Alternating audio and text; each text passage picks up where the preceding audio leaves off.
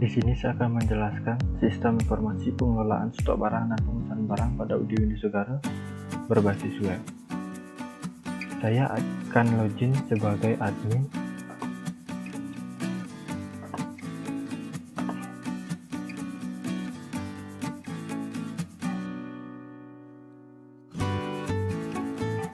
Kemudian jika telah selesai login, maka sistem akan membawa ke halaman utama dari admin, yaitu yang pertama di sini ada dashboard, di mana halaman ini memiliki informasi seperti total kategori, total barang, total pemesanan, total customer, kemudian persentase pemesanan, ada grafik data barang, pemesanan tiap seller. Kemudian di sini ada beberapa menu. Jika diklik menu pengguna, itu akan ada dua pengguna, yaitu sales dan kepala gudang. Jika diklik menu sales, maka akan dibawa ke halaman data sales, di mana pada data sales itu terdapat tabel data sales, yaitu ada nama dari sales, kemudian status dari sales. Jika diklik tombol tambah, maka akan muncul form tambah sales, di mana dalam form tersebut ada nama, kemudian username, password. Jika sudah diisi semua, kemudian diklik simpan, maka secara otomatis akan berubah di tabel sales. Jika diklik tombol ubah, maka secara otomatis akan muncul form ubah data sales. Kemudian jika sudah selesai mengubahnya, jika diklik simpan, maka secara otomatis data sales yang sebelumnya akan berubah. Jika diklik non-aktif, itu akan merubah status aktif menjadi non-aktif. Kemudian jika diklik menu kepala gudang, itu akan muncul halaman data kepala gudang dan tabel kepala gudang, di mana di sini juga ada nama, kemudian status. Untuk tambah kepala gudang itu sama seperti tambah sales, kemudian ubah dan non-aktif juga sama seperti apa yang dilakukan di sales tadi. Kemudian diklik menu barang, itu ada dua, yaitu kategori dan barang. Jika diklik kategori, kita akan dibawa ke halaman kategori, di mana pada data kategori itu terdapat tabel kategori. Di sini ada nama, kemudian ada aksi. Di sini nama misalnya kayak minuman, snack, dan sembako. Jika diklik tombol tambah kategori, itu akan muncul form tambah kategori baru. Jika sudah ditambah atau diisikan di kolom tersebut, maka akan secara otomatis pada tabel data kategori akan berubah.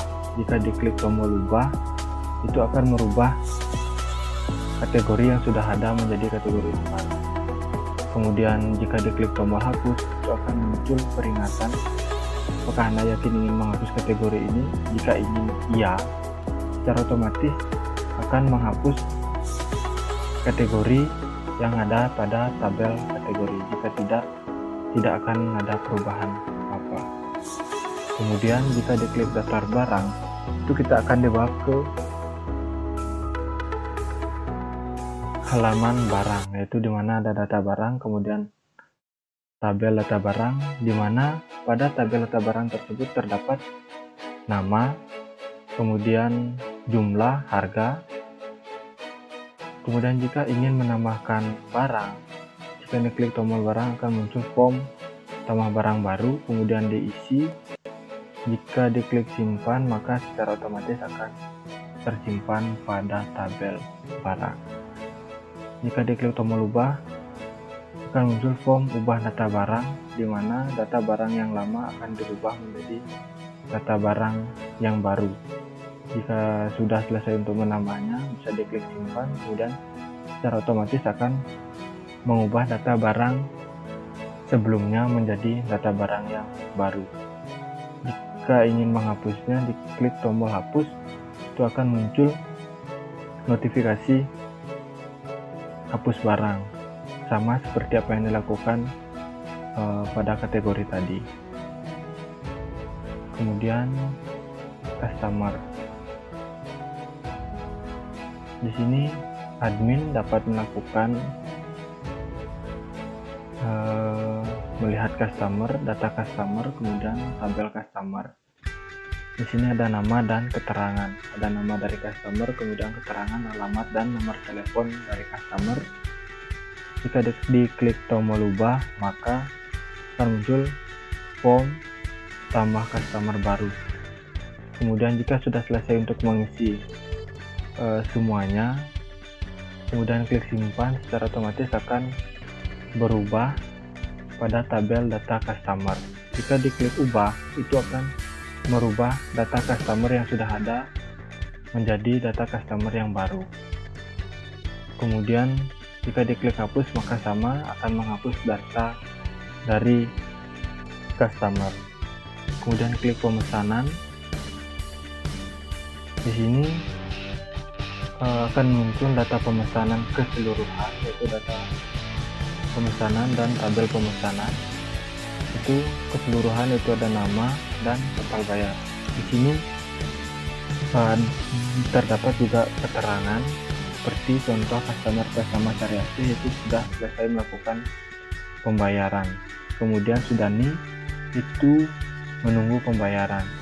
Jika ingin penambahan barang, itu akan langsung dibawa ke halaman tambah barang. Kemudian akan diproses setelah selesai melakukan penambahan barang. Kemudian setelah selesai diproses atau dikonfirmasi oleh admin, kemudian akan dibawa ke pembayaran. Di sini admin dapat memilih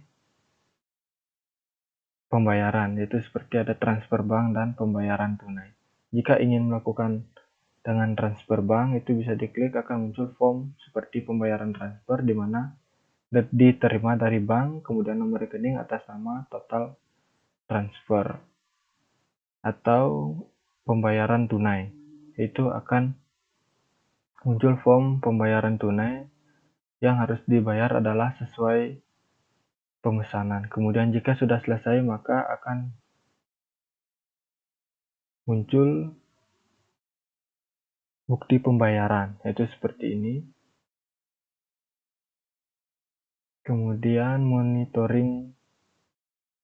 Jika diklik monitoring sales, itu admin dapat melihat aktivitas terbaru dari sales. Contohnya itu seperti, Juli di sini admin dapat melihat kapan